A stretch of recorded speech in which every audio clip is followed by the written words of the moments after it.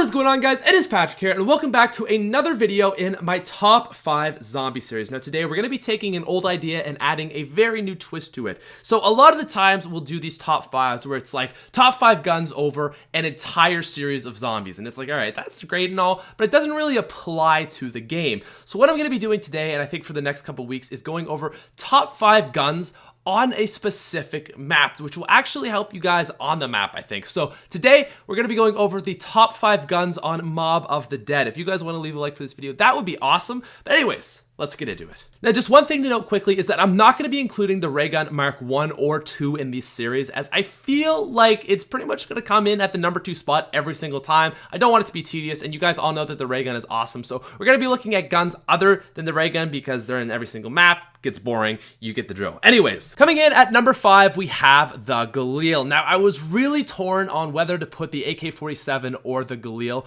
onto this list, as a lot of people love the AK-47, I know, but I feel like the Galil just slightly beats it in terms of power, ammo, and although it's almost like a reskin of the gun, I just prefer the Galil personally, and I think it's definitely a better choice. Now, the Galil is obviously a great gun. It's featured in a lot of maps, we all love it, and I'm sure people are gonna say, Patrick, I think this gun should be a little bit up higher in the list. And in terms of power, it definitely is very, very close and maybe even better than some of the guns that are further up on this list. But my biggest problem with the Galil is, of course, it's a box gun. If a gun is really strong and it's a wall weapon, that adds major bonus points. And unfortunately for the Galil, Mob of the Dead has some amazing wall guns, which I just feel like adds so much value to the guns, as you can always get ammo for it. You can just get it. You don't have to spend thousands of points wasting your time in the box. Anyways, Galil, great gun. Awesome thing to use. It comes in at number 5.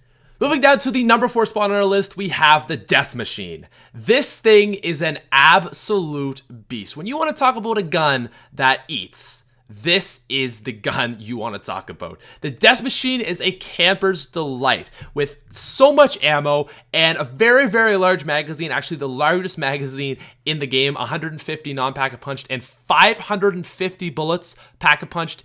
It's just ridiculous. Now, it really does spit out bullets, and I feel like it is a little bit of waste of ammo, but when you're camping with this thing, I honestly, I don't know how you could die unless you ran out of ammo. Now, you can't run with this thing. It is very, very immobile, and that is its biggest drawback. It is not a training gun. It's something that can be used training if you're smart with it. If you train around with a lighter gun and then switch to this and just take out the horde and then switch back to your quick gun, that can work. But for that reason, just the fact that it's so immobile, and in a map like Mob of the Dead where you have to be nimble and just running around, going through tight corners, the Death Machine just really doesn't fit. But anyways, it's still a beast, comes in at number 4.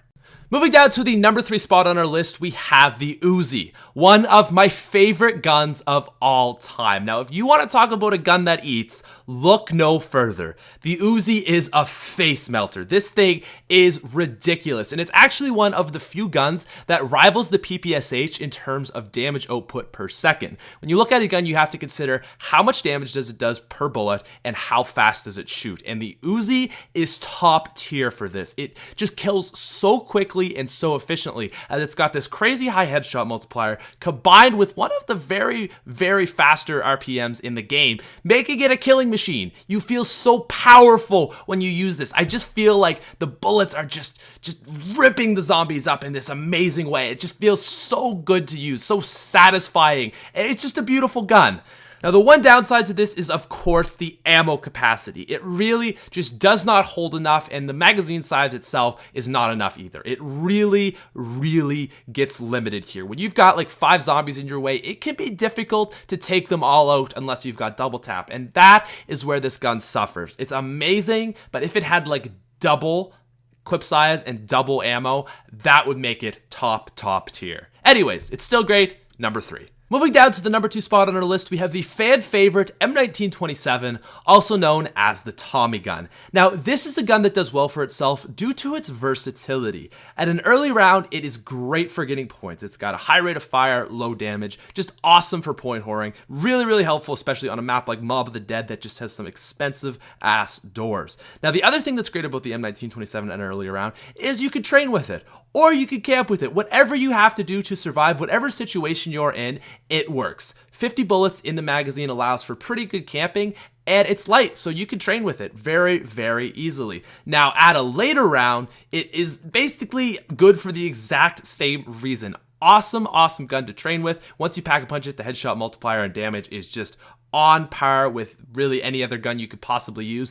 But the fact that it's got 50 bullets in its clip, again, is incredible. It's a wall weapon, so you don't have to just try to get lucky, hit it with the box. Really is just an all-around amazing gun, useful for any situation. And really, I don't know a lot of guns that are like this. It kind of reminds me of, honestly, like the AN94 and the PPSH. I really, truly consider it in that tier. Maybe not quite as good, but definitely deserves an awesome mention. And yeah, comes in at number 2. But just in case you forgot that I'm not including the ray gun on this list, I wanted to mention that it would be featured right here, between the M1927 and our number 1 gun. So I guess you can give it number 1.5 on this list. Anyways, let's move down to the number 1 spot.